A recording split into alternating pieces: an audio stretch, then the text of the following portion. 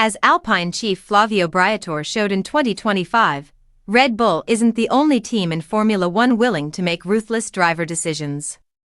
Rookie Jack Doohan started the season full of promise, but a series of incidents, including a high-speed crash in Suzuka, saw him demoted to a reserve role after just 6 rounds.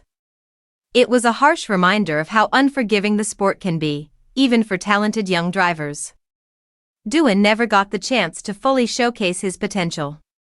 Despite his mistakes, he was beginning to adapt to the tricky Alpine A525 and close the gap to teammate Pierre Gasly in qualifying pace. By the end of the season, he remained on the sidelines, planning to return to Super Formula in 2026 after testing in Suzuka.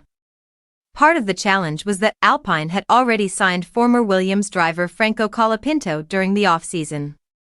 Colapinto, an affable Argentinian, brought both sponsorship backing and experience, giving him an edge off the track. On track, however, stepping into the Alpine mid-season was no easy task. The A525 was notoriously difficult to handle, even for Gasly, and Colapinto had little reference to rely on compared with his time at Williams. Turning 22 in May, he faced a baptism by fire.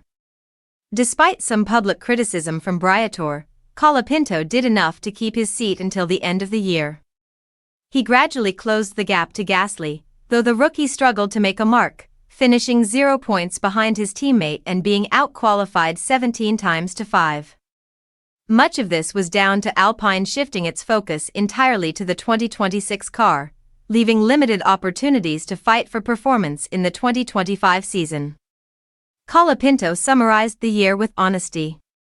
He acknowledged the challenges of staying motivated in a car that lacked pace but expressed optimism for the future.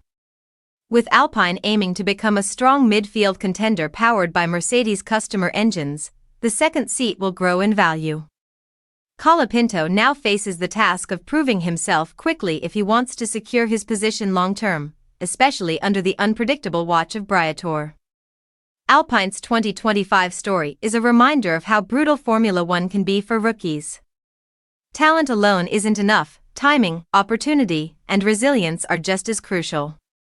Both Doohan and Colapinto learned that lesson in different ways, and the 2026 season promises a fresh chance to write their next chapter in one of F1's most cutthroat teams.